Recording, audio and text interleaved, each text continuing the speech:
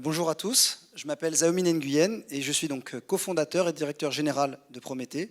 Et donc je suis accompagné avec Mark Lennon, donc président et cofondateur de la société Hightech. Tout d'abord, nous souhaiterons commencer par remercier les équipes de Connect Bikeness, le pôle Safe et bien évidemment la métropole de Nice pour nous donner l'opportunité de venir vous présenter des solutions issues du New Space pour la gestion des risques du domaine maritime. Mais quand on parle de risques, de quoi parle-t-on ? Nous vous parlerons de solutions opérationnelles à destination des décideurs publics, qui est le thème de la journée aujourd'hui. L'objectif, c'est de faire face, c'est de pouvoir aider les acteurs publics à pouvoir faire face à de nombreuses crises, dont l'érosion des sols, les risques de submersion, les pollutions ou la gestion des catastrophes naturelles. Vous le savez, l'origine de ce problème est d'ordre mondial et liée notamment aux conséquences liées au réchauffement climatique. Sur ce point, l'ONU a conclu cet été que nous avons franchi un seuil majeur. Aujourd'hui, il est nécessaire de parler de l'ère de l'ébullition mondiale. Et quand on regarde, et ça a été évoqué tout à l'heure par M. Gemla, le réchauffement climatique n'est qu'une des 9 composantes qui ont un impact direct sur les risques de la planète au niveau de la protection des hommes et des femmes. En 2009 a été effectivement proposé un concept, une vision globale des limites planétaires qui rend compte des interactions entre différents domaines et qui pose la question jusqu'à quelle limite le système Terre pourra absorber les pressions anthropiques sans compromettre les conditions de vie de l'espèce humaine. À ce jour, la communauté scientifique a estimé qu'aujourd'hui, 6 des limites planétaires avaient déjà été franchies. On retrouve bien évidemment le réchauffement climatique, mais également l'érosion de la biodiversité, avec les fameux 70% qui ont été évoqués tout à l'heure, mais également le changement d'usage des sols. Et du fait de l'interdépendance des limites planétaires, le franchissement de chaque frontière a des conséquences en chaîne sur les autres et sur la viabilité du système Terre pour les hommes et les femmes. Maintenant, si je reviens sur le réchauffement climatique, il faut savoir que les impacts sur le territoire français ont bien été identifiés. Si on se projette d'ici 2050, on peut voir par exemple qu'un point de vue de température, la ville de Paris aura la même température qu'aujourd'hui la ville de Bilbao en Espagne. En parallèle de ça, nous allons subir collectivement une fréquence et une intensité majeure des risques climatiques tels que les pluies extrêmes, les tempêtes, les cyclones, la sécheresse, l'inondation et le recul du trait de côte et des submersions marines. Si maintenant je fais un focus sur le littoral, qui est l'objet de notre présentation, ce dernier fait face à de nombreux challenges. Tout d'abord, une contrainte foncière exacerbée, qu'avec l'imagerie spatiale, ça permet d'aider aujourd'hui au niveau de l'aménagement du territoire pour tenir l'objectif de zéro artificialisation nette des sols qui est demandé à l'ensemble des acteurs publics et politiques. Quand on parle de vulnérabilité des littoraux, ces derniers sont assujettis à des aléas marines amplifiés par les conséquences du dérèglement climatique, tels que les tsunamis, l'érosion, les submersions, et cela concerne aujourd'hui plus de 1,5 million de personnes. 126 communes aujourd'hui sont sommées d'y remédier. À nouveau, le spatial permet de manière simple de constater les événements qu'on a été dit. Par exemple, ici, on voit aujourd'hui le recul de la plage dans l'Hérault et également l'évolution dont l'artificialisation des sols a été faite avec notamment beaucoup plus d'habitations qui se rapprochent de la mer. Un autre exemple par rapport à une submersion qui a eu lieu après la tempête Xynthia sur la côte vendéenne. Quelque chose qu'on connaît bien ici, ce sont les conséquences sur le pourtour méditerranéen liées à la tempête Alex.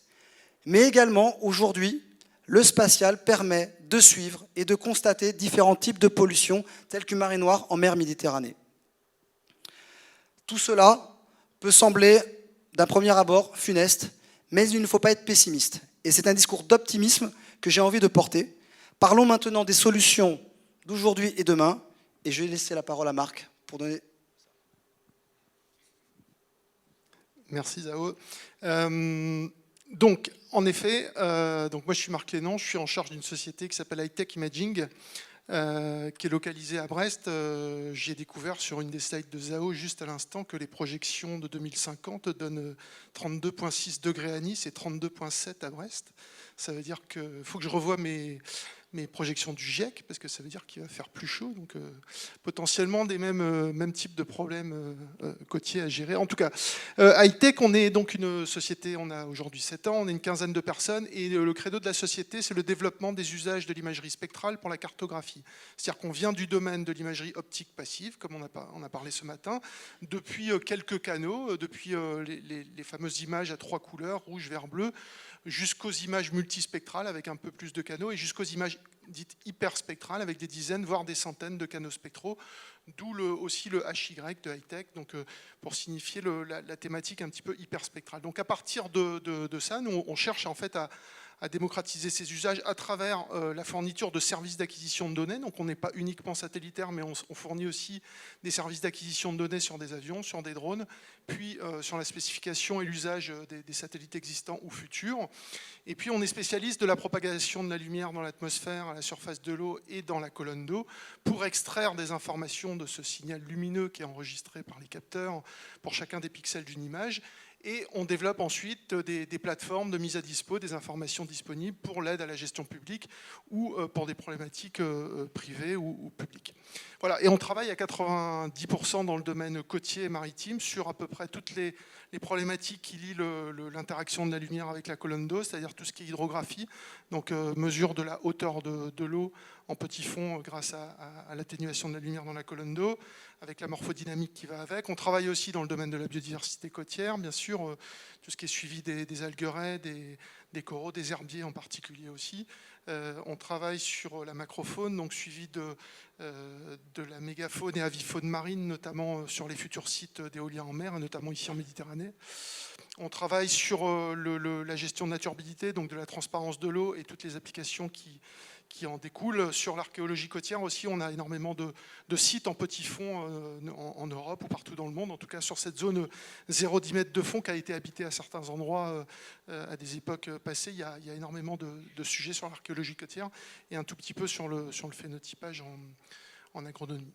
Donc, pour ça, on développe donc des produits et des services opérationnels. On souhaite aller justement vers les usages et notamment vers les collectivités avec un premier système qu'on a développé qui s'appelle le système Batisat, qui est un système qui permet d'estimer la bathymétrie, donc la hauteur de l'eau, à partir d'images satellitaires de manière opérationnelle. C'est un système qu'on a développé pour le service hydrographique de la marine et qui, à ma connaissance, le premier service hydrographique au monde, a utilisé de l'imagerie satellitaire pour de la production de bathymétrie dans un système qui a été qualifié et qui est utilisé en opérationnel pour les besoins régaliens et de défense par ce service hydrographique et pour les besoins commerciaux par Hightech, sachant qu'on a une propriété intellectuelle partagée entre Hightech et le service hydro pour ces services de bathymétrie qui peuvent donc être utilisés pour des suivis de morphodynamique et notamment de dynamique des bancs de sable sur certaines zones comme la zone méditerranéenne. On développe aussi des services de suivi de turbidité. Ça, c'est le service Sekisat qui est mentionné juste après. Et tout à l'heure, j'ai bien aimé la slide du Dr Chemla, la dernière sur les services de la Marine nationale à bord. En fait, aujourd'hui, on transmet ce genre de carte qui représente la transparence de l'eau aux bâtiments de la marine et qui sert notamment pour les sous-marins. Vous comprenez à peu près l'importance de la compréhension de la transparence de l'eau le long des traces du navire.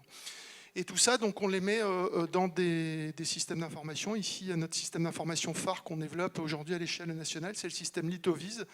Donc, c'est un système qui permet de récupérer l'ensemble des images aujourd'hui Sentinel-2 dès qu'elles sont disponibles sur les serveurs, grâce à un modèle de marée, de les afficher en fonction du niveau de marée si on est dans une mer à marée, ce qui n'est pas forcément le cas en Méditerranée, et donc de suivre comme ça les changements sur la zone de l'estran, des petits fonds et du haut de l'estran également, en temps continu pour les collectivités. Donc l'Ithosat, il a été intégré aujourd'hui sur la région Bretagne. On est en train de le développer sur la région Normandie et il est aujourd'hui aussi opérationnel dans le golfe du Lion pour le parc marin du golfe du Lion ici en Méditerranée. Voilà. Et puis on a également des services aériens qui font un tout petit peu la même chose mais avec des résolutions plus fines et des performances aussi plus élevées aujourd'hui que sur des images satellitaires. On a par exemple ici la simulation du passage d'un drone, c'est des vraies images dites hyperspectrales, avec au milieu la production à partir de ces images de la carte bathymétrique associée, donc de la hauteur de l'eau, et sur le bas la production des images du fond de l'eau, et donc qui nous permettent d'accéder de manière semi-temps réel à la cartographie des habitats sous l'eau. Voilà, juste un petit mot sur le service Litovis. Donc, il se présente sous forme d'une plateforme qui nous permet donc d'aller chercher les images. Je n'ai pas prévu de vraies démos ici, mais n'hésitez pas à venir me voir. On va chercher les images Sentinel-2, on les compare. Il y a des outils de filtrage, de recherche de dynamique et de mise en évidence des dynamiques, etc. Juste un petit exemple ici sur le Litovis qui est intégré dans le projet Litosat Golfe du Lion, qui nous permet donc de suivre, grâce à ces images, un certain nombre de paramètres, en particulier les panaches turbides ici, mais également la biodiversité en petit fond. Juste un petit exemple pour terminer, ici sur le Litosat Bretagne, on vient d'intégrer pour la première fois la capacité à voir dans l'eau, c'est-à-dire à produire en temps semi-réel, dès qu'elles sont disponibles, des images du fond de l'eau. Donc on a ici une visu sur l'archipel de Molène avec les îles, et à partir des images, on calcule ce qu'on appelle la réflectance du fond, donc on enlève la colonne d'eau, et enfin on peut cartographier la biocénose des petits fonds et la suivre. Voilà. Je redonne la parole à Zao. Merci Marc. Donc Marc vous a présenté des solutions opérationnelles qui aujourd'hui sont déjà vendues et à disposition d'un certain nombre d'acteurs publics. On vous a parlé du littoral, mais une des dimensions, c'est effectivement au-delà des 300 mètres, c'est l'océan. Et donc ça, c'est aujourd'hui quelque chose qui est très important pour Prométhée. Et donc aujourd'hui, nous avons donc avec le support du CNES et du gouvernement de Monaco organisé donc cette année la première édition du Ocean Space Forum à Monaco pour mettre en avant les solutions qui permettent de partager donc tout ce qui est protection, résilience et notamment contribuer aux engagements qui seront pris dans le cadre de l'UNOC en 2025. Et donc, à ce titre, nous serions ravis si pour la deuxième édition, la métropole de Nice accepterait d'organiser, de co-organiser avec les mêmes acteurs l'organisation de sa deuxième édition ici, pour justement mettre en avant toutes ces actions, sachant qu'il y a aussi une volonté d'associer les acteurs locaux et surtout les prescripteurs. Donc maintenant, revenons un peu sur Prométhée. Donc Prométhée, c'est un opérateur du New Space de l'observation de la Terre. Donc nous sommes une société de la région sud, basée à Aix, dans le technopole de l'Arbois. Nous sommes aujourd'hui une cinquantaine de personnes réparties sur 3 sites, Aix, Paris et Toulouse. Donc aujourd'hui, opérateur New Space, qu'est-ce que ça veut dire? Concrètement, nous déployons notre propre infrastructure spatiale, une vingtaine de satellites. Donc voilà une petite animation. Et j'ai le plaisir de vous annoncer qu'aujourd'hui, tout est en ordre. On fait en sorte que notre premier satellite décolle dans 1 mois et demi depuis Los Angeles pour justement amener les premières données souveraines dans le domaine de l'observation de la Terre, New Space. Qu'est-ce qu'on amène de plus par rapport aux différentes solutions actuelles qui ont été évoquées ce matin? Premièrement, nous amenons des observations tout au long de la journée. C'est-à-dire qu'effectivement, ça a été dit, avec un satellite ou deux, globalement, il faut attendre 2 à 3 jours pour une mise à jour de l'information et que pour des raisons de loi de la physique, l'information arrive toujours à la même heure. Là, l'idée, c'est qu'avec le déploiement d'une vingtaine de satellites, nous sommes en mesure de fournir des images tout au long de la journée, de l'aube jusqu'au crépuscule. Et donc ça, déjà, ça permet d'avoir une compréhension de la dynamique des territoires, qui change complètement de paradigme dans la manière dont la donnée spatiale peut être utilisée par l'ensemble des acteurs, qu'ils soient publics, privés ou gouvernementaux. La deuxième chose, c'est avoir une image, générer une information, c'est bien, mais si cette information arrive trop tard, ou ne permet pas d'agir de manière efficace, ça perd de son importance et de son intérêt. Et donc c'est pour ça qu'il y a eu tout un travail, et notamment avec nos partenaires Kineis, qui a été présent tout à l'heure dans la salle, pour justement faire en sorte d'arriver au temps réel. L'idée, c'est justement d'amener une liaison intersatellite en s'appuyant sur une constellation télécom pour faire en sorte que l'information puisse arriver aux prescripteurs en quasi-temps réel. Aujourd'hui, le cycle attendu avec une vingtaine de satellites, c'est 30 minutes dans un meilleur des cas, 3 heures dans un pire cas. Et ça déjà, entre le moment où vous demandez une information et le moment où vous la récupérez, vous passez de 30 minutes à 3 heures, ça change complètement les choses.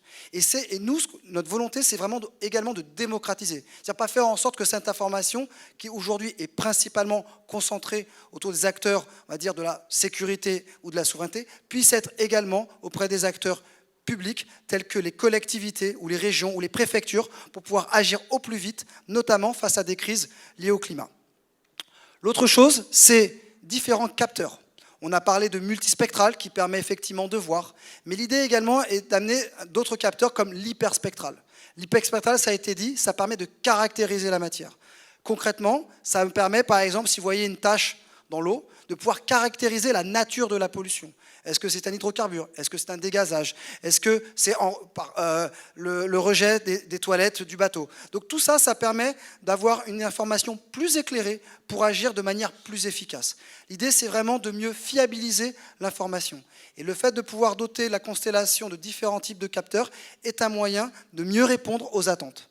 Enfin, nous avons également mis en œuvre une plateforme de valorisation de la donnée avec des outils collaboratifs et interopérables. Parce que concrètement, une image, c'est bien, mais globalement, on n'en fait pas grand-chose. Parce que ce qui intéresse notamment les élus ou les collectivités ou les métropoles, ce n'est pas l'image en soi, par défaut, c'est l'information. Et donc, à un moment donné, pour extraire cette information, il y a un certain nombre de traitements dont certains ont été évoqués aujourd'hui, et c'est justement au travers de la plateforme que n'importe qui, entre guillemets, pourra utiliser ça. Et donc nous avons mis une attention particulière également au niveau de l'expérience utilisateur afin d'avoir une interface qui puisse être accessible à des non-experts. Parce que jusqu'à maintenant, le constat qu'on a fait aussi, c'est que le monde de l'observation de la Terre au niveau de l'image ou au niveau des traitements a souvent été restreint et concentré autour d'experts. Et même si aujourd'hui, on a vu beaucoup de start-up et beaucoup d'acteurs qui justement ont fait en sorte de démocratiser cette information, on voit que malheureusement, ce constat reste encore assez marquant au global. Pour vous donner une idée donc, de ce que ça veut dire, la revisite. Donc là, on a fait une petite simulation, alors un peu rapide pour vous donner une idée, de ce que donnerait 20 satellites autour de la Méditerranée. Les problèmes ont été évoqués tout à l'heure par le docteur Chemla. Et justement là, vous voyez qu'on peut avoir un nombre de revisites donc tout au long de la journée, donc jusqu'à presque une dizaine, qui permet justement de comprendre et de voir, afin de pouvoir agir au plus tôt, au plus vite. Aujourd'hui, si je prends un événement comme les catastrophes naturelles, une étude de l'ONU a montré qu'une information qui est obtenue en moins de 24 heures permet de réduire les coûts d'intervention de 30%, mais le plus important, surtout, de sauver un maximum de vies. Et malheureusement, aujourd'hui, globalement dans le monde, l'accès à la donnée satellitaire est bien au-delà des 2 à 3 jours en moyenne, voire une semaine dans certains cas. Maintenant, parlons d'un produit futur. Si demain, lorsque cette constellation sera là, donc aujourd'hui est prévu donc entre 2026 et 2027, qu'est-ce que ça va changer pour les collectivités, notamment du littoral? Donc là, de manière très concrète, il y a un concept qui s'appelle le projet TETIS, un concept qui est soutenu par le CNES, qui a été présenté à l'Agence spatiale européenne dans le cadre des financements BASS, dans lequel aujourd'hui il est monté en consortium, dont HITEC, Exail et Seaproven. Concrètement, nous nous appuyons sur les données de la constellation Prométhée. À cela, on fusionne ce type de données avec de la donnée de vecteurs aéroportés, de drones de surface ou de drones sous-marins. Pourquoi? Parce que le spatial, et ça a été dit ce matin, ne suffit pas à donner une information éclairée. Et c'est la fusion de différents types de données qui permet d'avoir le meilleur éclairage pour prendre la décision. Et aujourd'hui, l'idée, c'est quand même important de pouvoir faciliter la prise de décision, notamment au niveau des élus, en réduisant l'incertitude qu'ils peuvent avoir basée sur un seul type d'information. Une fois que toutes ces données sont agrégées au travers de la plateforme d'observation de la Terre EOP, qui est la plateforme de Prométhée, on est capable de fournir des informations, des alertes, d'un point de vue saisonnier, d'un point de vue hebdo, quotidien, avec une réactivité sans précédent. Tout ça sera ensuite transmis dans le produit LithoVis, qui vous a été présenté par Marc, afin de pouvoir répondre et soutenir les acteurs publics dans le cadre de leur suivi des actions, des politiques publiques, au travers notamment des habitats ou de la morphodynamique. Donc ça, c'est le futur. Mais aujourd'hui, qu'est-ce qu'on peut faire ? Donc, vous l'avez constaté, ça a été répété plusieurs fois aujourd'hui, face à ces crises qui sont de plus en plus complexes et surtout interconnectées, il y a une prise de conscience de la nécessité d'apprendre à vivre avec, d'une part, mais surtout de se doter d'une stratégie locale d'adaptation urgente aux changements environnementaux et sociétaux qui implique bien sûr la collectivité, la métropole, mais aussi les partenaires économiques, les acteurs locaux, ainsi que les citoyens dans une logique de co-construction. Et vous, les collectivités, les métropoles, vous êtes au cœur de ces réflexions et de la mise en œuvre de ces stratégies de résilience globale et systémique. Les solidarités humaines et territoriales sont au cœur, systématiquement du sujet de la résilience et du sujet de l'adaptation aux crises. C'est en effet la bonne échelle où quelques milliers ou quelques dizaines de milliers de personnes peuvent avoir conscience d'appartenir à un même réseau et que cela crée un sentiment de destin commun. Maintenant, une fois que la décision est prise par les collectivités et les métropoles de se lancer dans une stratégie de résilience, il reste 3 challenges qui restent à relever. Le premier, bien que public et disponible sur les sites nationaux, les connaissances scientifiques ou les données environnementales, territoriales, restent encore aujourd'hui difficiles à manipuler ou à exploiter pour des non-experts sans forcément s'appuyer sur des cabinets d'ingénierie ou s'appuyer sur des services décentralisés comme l'IGN ou le CEREMA. Deuxièmement, d'après un rapport de 2022 du ministère de la Transition écologique qui concerne le bilan de la contribution des PCAET, les diagnostics de vulnérabilité et des stratégies d'adaptation sont encore peu présents dans ces documents de planification territoriale. Ce qui fait qu'aujourd'hui, si vous êtes une petite collectivité et que vous n'avez pas la chance d'être dans une métropole qui a des moyens, un bureau GIS qui permet justement de remplir et d'alimenter en termes de données, il est difficile pour les élus de pouvoir travailler sur cette résilience. Enfin, au vu des partages des compétences, des responsabilités, des financements, des actions d'adaptation entre l'ensemble des acteurs publics qui sont l'État, les régions, les départements, les métropoles et les collectivités, on voit que pour avoir une vision systémique, qu'une coordination est nécessaire pour élaborer des stratégies territoriales résilientes. Et c'est là que Prométhée intervient. Et pour vous donner un exemple, prenons un service que nous développons aujourd'hui, qui est opérationnel, que nous pouvons mettre à disposition par rapport au risque des pluies extrêmes, sachant qu'aujourd'hui, ce type de service également existe sur la thématique des incendies, qui est un enjeu important pour la région sud. Donc concrètement, qu'est-ce qu'on fait ? Nous, aujourd'hui, ce qu'on fait, c'est qu'on fournit un meilleur éclairage avec des données fiables, localisées, pour aider à la décision en situation d'incertitude. Donc là, on voit globalement sur la roue, au niveau de l'analyse des risques, on donne des cartes de vulnérabilité terrain, vulnérabilité des occupations des sols, pour déjà comprendre où s'il se passe quelque chose, quels sont les endroits les plus fragiles, les plus sensibles aux conséquences du dérèglement climatique. En plus de ça, pour un effort de prévention, ce qu'on fait, c'est qu'on fait des cartographies de risques d'inondation, dans lesquelles on prend des données externes de type météo qui permettent de comprendre et d'ajouter une couche supplémentaire par rapport à la vulnérabilité. Enfin, grâce à ça, on donne les moyens aux élus, aux acteurs publics de pouvoir agir.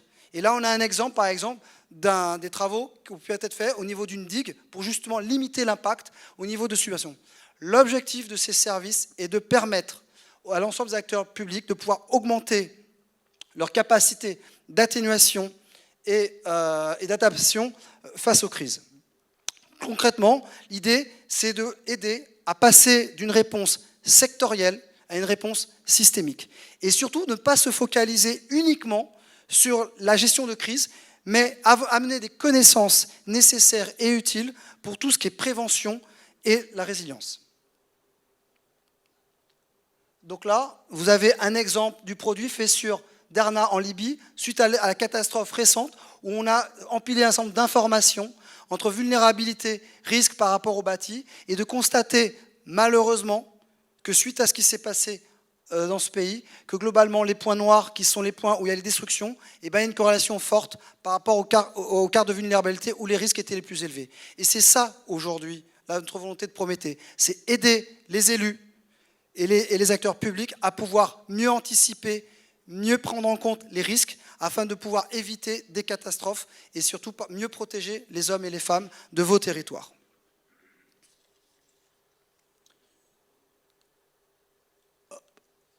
Donc notre mission, c'est renforcer, vous l'avez compris, les mécanismes de prévention et d'alerte et de limiter au maximum la situation de crise. Concrètement, ce qu'on fait, c'est aider à gérer la complexité pour passer de la connaissance à l'action. Et effectivement, dans ce cadre-là, tout ce qui est sensibilisation et tout ce qui est formation, ce sont des choses que nous pouvons proposer face à l'ensemble des acteurs de type métropole ou collectivité. L'idée également, c'est produire des outils clés en main, disponibles en ligne pour que ça soit simple, afin de faciliter une meilleure coordination avec l'ensemble des acteurs qui sont concernés, parce que vous l'avez compris, on est dans une approche systémique où l'ensemble des acteurs publics, État, région, département et collectivités métropoles doivent être associés. Enfin, il est important de de s'appuyer sur des quick wins, des succès. Et donc c'est pour ça aussi, l'idée, c'est de profiter des outils de communication modernes qui sont les réseaux sociaux pour sensibiliser et enchanter le récit, pour accompagner les transitions en ouvrant des perspectives positives. Parce que globalement, il s'est encore été dit, peu d'acteurs ont conscience des bénéfices que peut amener le spatial. Et quand aujourd'hui, des acteurs publics mettent en œuvre des solutions, il est important de le faire savoir pour essaimer, pour dupliquer et pour faire en sorte que justement chacun d'entre nous, acteurs économiques qui contribuons à soutenir les politiques publiques, permettent d'avancer et surtout de se développer. Et donc je terminerai en conclusion par reprendre donc une photo d'un endroit qui est bien connu d'une majorité d'entre vous. Il s'agit du sentier du littoral situé à Nice. Et la raison pour laquelle j'ai choisi cette photo, c'est donc pour faire référence à un propos de M. Richard Chemla, qui évoquait lors d'un de ses échanges avec le commandant Cousteau que pour sensibiliser durablement, il était nécessaire de voir de belles choses. Merci.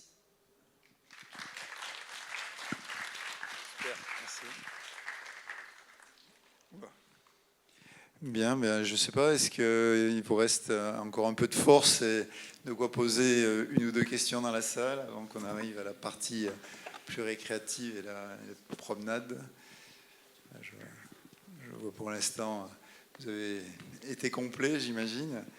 Peut-être, Gio, là, tu as fait beaucoup de levées de fonds autres, alors j'imagine qu'on a dû te demander des business plans dans tous les coins. Est-ce que tu peux nous dire tes projections, toi, lorsque la constellation sera en place là, vers, on va dire, 2026-2027, qu'est-ce que tu imagines en nouveaux services, en nombre de personnes? Donc effectivement, Prométhée a eu la chance et a réalisé un certain nombre de levées de fonds. Donc je le disais, aujourd'hui, on est 50 personnes. Globalement, donc, nous avons à date sécurisé de l'ordre de 25 millions d'euros, dont 60% au travers de levées de fonds. Le reste étant des contrats, des aides publiques ou des subventions que nous avons eues, et la région y a contribué et nous la remercions.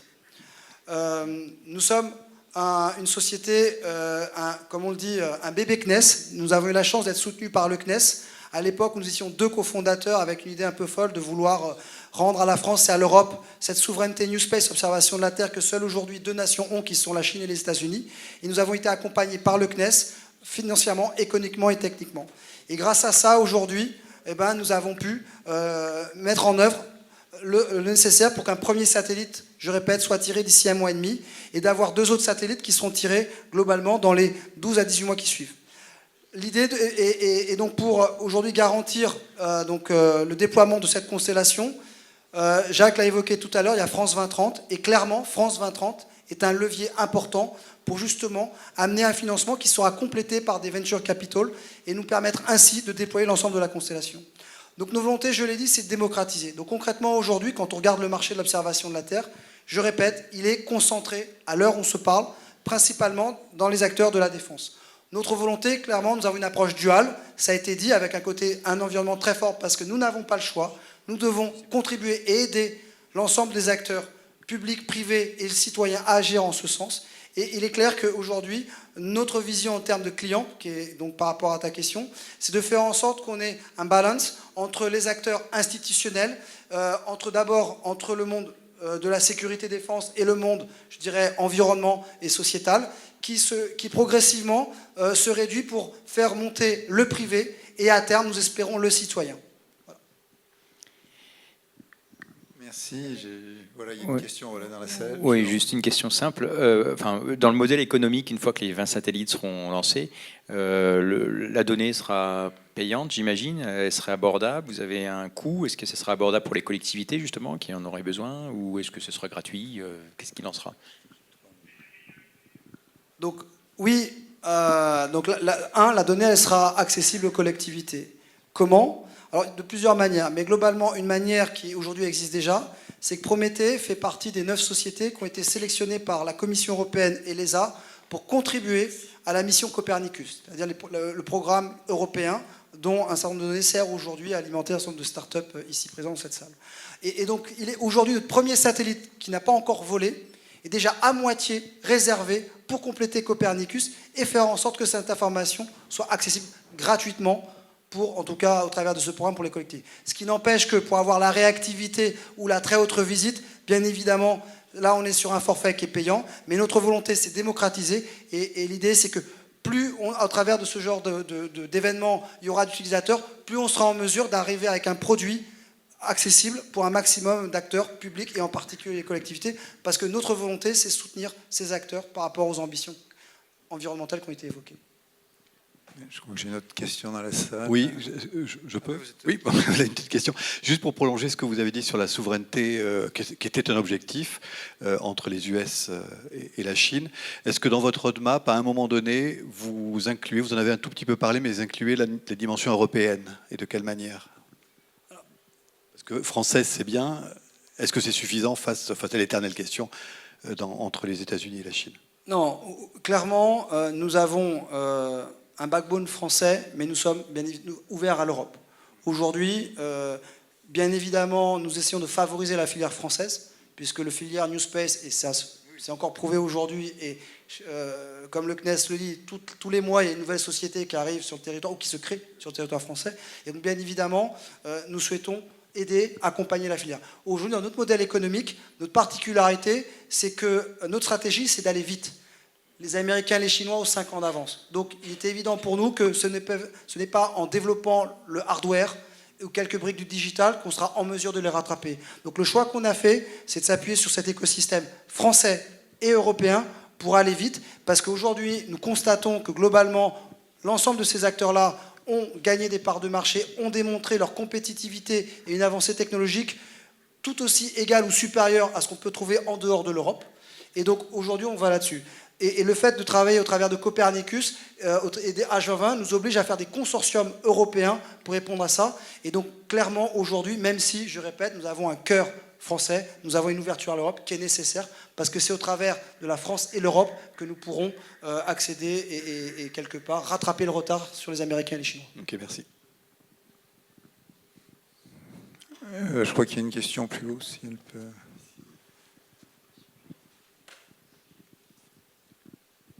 Bonjour, c'est Camille. J'ai une question par rapport, c'est partiellement répondu tout à l'heure.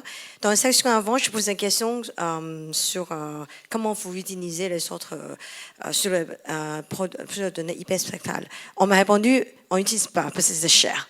Donc tout à l'heure, je viens à côté, c'est que, bon, grâce à Copernicus, vous savez, c'est un contrat, à travers de ça, certains utilisateurs vont utiliser l'image gratuitement. Mais après, étant comme opérateur privé, vous avez le fond, vous avez besoin d'être rentable aussi. Du coup, ma question, c'est que quel est le modèle business derrière? C'est que, bon, je viens, vu que vous avez une portail avec le produit, comment vous allez commercialiser vos produits? Données, analytiques, ou quelle est la stratégie pour être rentable ici à quelques années? Merci. Donc aujourd'hui, pour répondre à cette question, je le disais, jusqu'à maintenant, les opérateurs observateurs de la Terre avaient un nombre de clients qui était très restreint.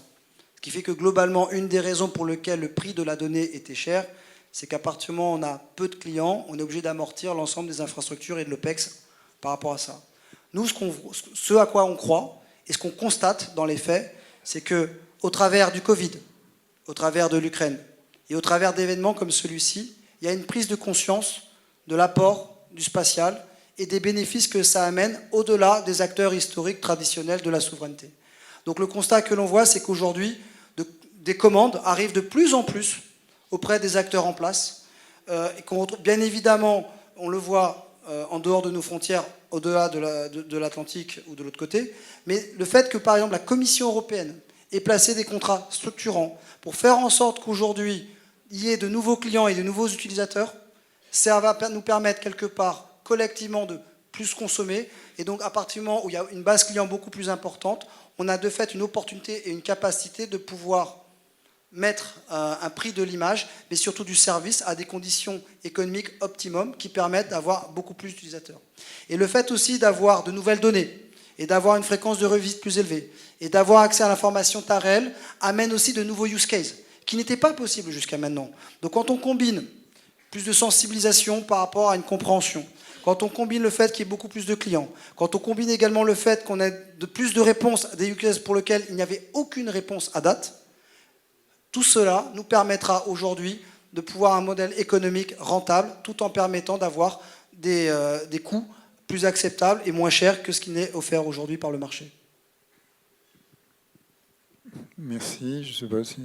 Non, je n'avais pas vu une main se lever. Peut-être, pour Marc, bon, moi ce que j'ai retenu dans la présentation, c'est que tu hybridais les données avions et les données satellites. Est-ce que tu peux nous donner un pourcentage, j'imagine que ça dépend des services, de combien tu utilises des uns des autres, et puis en termes d'évolution, est-ce qu'il y a une tendance ou est-ce que ça dépend un peu des applis? Ouais. Donc, aujourd'hui, si on parle de bathymétrie, par exemple, il y a un service national qui s'appelle Litho 3D, qui permet donc d'établir des couches de référence de bathymétrie en zone de petit fond grâce à des avions. Donc, généralement, aujourd'hui, la France aujourd'hui est couverte quasiment en intégralité par ce programme Litho 3D. Ça donne une référence. Et ensuite, nous, ce qu'on promeut comme modèle, c'est à partir de cette référence qui est à haute résolution, à haute densité, haute performance, haute précision, c'est d'utiliser le satellite pour faire de la revisite à partir de cette référence et faire du monitoring multitemporel des changements. Et ça, c'est un peu le modèle qui est en train de se développer. On l'a vu ce matin aussi sur les villes, c'était un petit peu pareil. On a une première couverture LIDAR avec un modèle numérique de terrain précis, puis ensuite, on ne peut pas l'avoir à chaque fois parce que ça coûte cher et l'implication des avions est importante. Donc du coup, on utilise le satellite qui va nous permettre de faire ce suivi multitemporel. Donc c'est dur de donner des pourcentages parce que ça dépend des projets, ça dépend des zones, etc. Mais je préfère parler sur cette projection qui est d'utiliser l'avion comme couche de référence et le satellite comme système de monitoring multitemporel. D'accord, merci. Une petite question, on parlait de constellation de satellites, de nouveaux satellites. Est-ce qu'on pourrait avoir des spécifications, c'est du multispectral, de l'optique? Si oui, va-t-on vers une résolution meilleure que 70 cm ou vous visez que la rapidité d'acquisition? Donc au niveau des instruments, donc on est sur effectivement du multispectral et de l'hyperspectral. Sur le multispectral, donc là le premier satellite qu'on lance fera 1,50 m en natif. Les prochains, la deuxième génération, 1 mètre en natif, pour lequel on vise d'être aux alentours de 80 cm après un traitement au sol, et donc d'avoir des bandes spectrales avec jusqu'au proche infrarouge. Donc voilà, pour répondre sur la résolution. Et sur l'hyperspectral, pardon, le premier instrument donc, sera 4,50 m en GSD, avec une trentaine de bandes.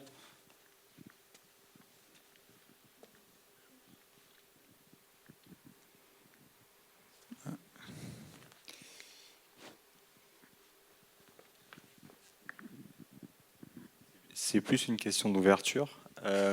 Est-ce que aussi vous aviez une volonté d'être une genre de plateforme qui pourrait intégrer d'autres services que d'autres startups feraient? Parce qu'il y a aussi l'aspect utilisateur, mais peut-être aussi l'aspect exploiteur de données. Est-ce que c'est une chose que vous êtes ouvert? Est-ce que c'est des choses que vous avez prévu de faire aussi pour valoriser votre donnée? Voilà, alors à ce stade, ça fait partie effectivement de la réflexion.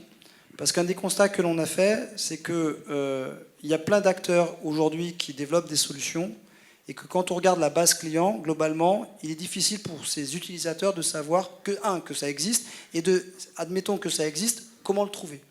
Donc effectivement, il y a cette réflexion d'App Store, des applications autour de l'observation de la Terre auxquelles on pense, mais je dirais que ça sera dans un 2e ou 3e temps, puisque déjà, il faut qu'on déploie nos infras, ensuite que nos données, on puisse démontrer qu'elles sont utiles et qu'elles répondent à des besoins. Et une fois qu'on aura fait ça, alors effectivement, on peut imaginer un modèle économique où on met en avant, dans le concept d'Amazon ou d'Apple, la promotion.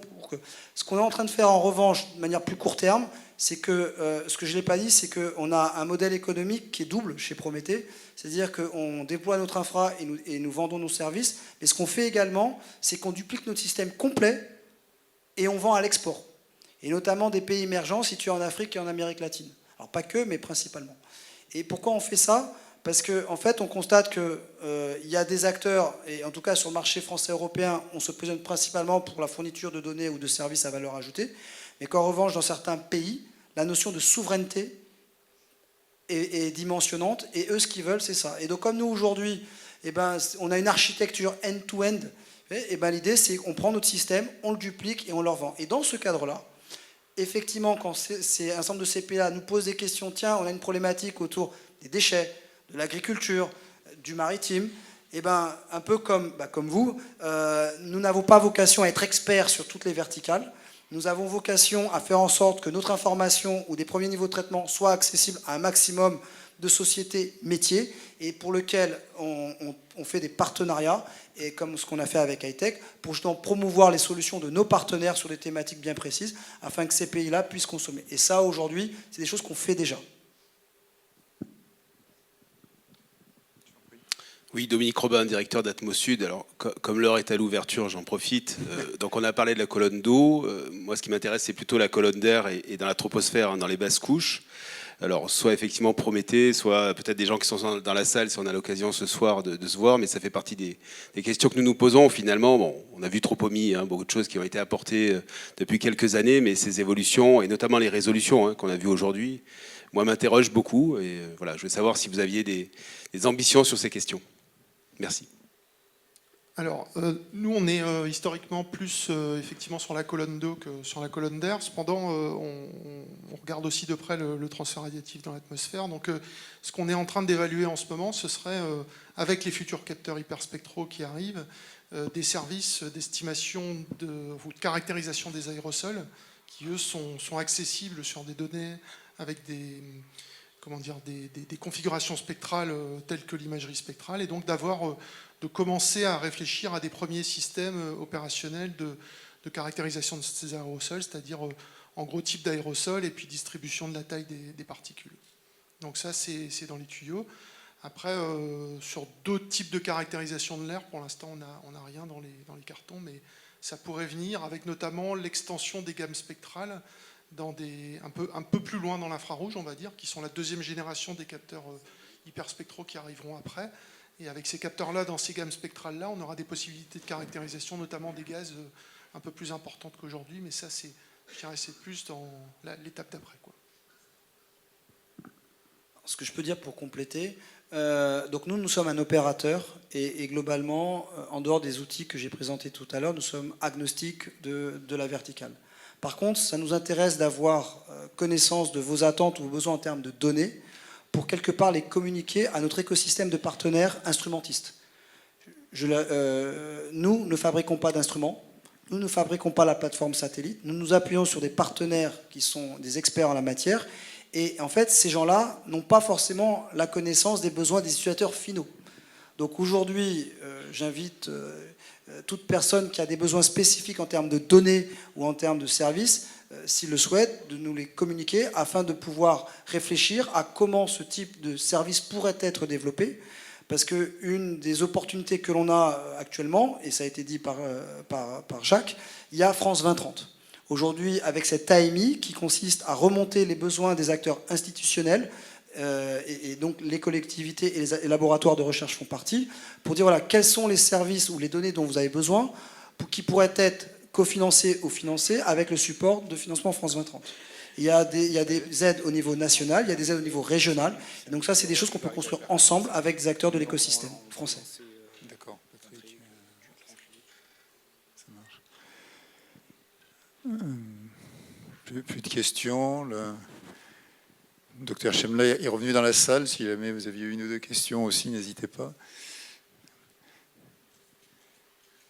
J'avais une petite, quand vous avez présenté l'ensemble de vos besoins, je ne sais pas, si vous deviez les hiérarchiser ou en citer un ou deux plus importants que les autres, lesquels mentionnerez-vous?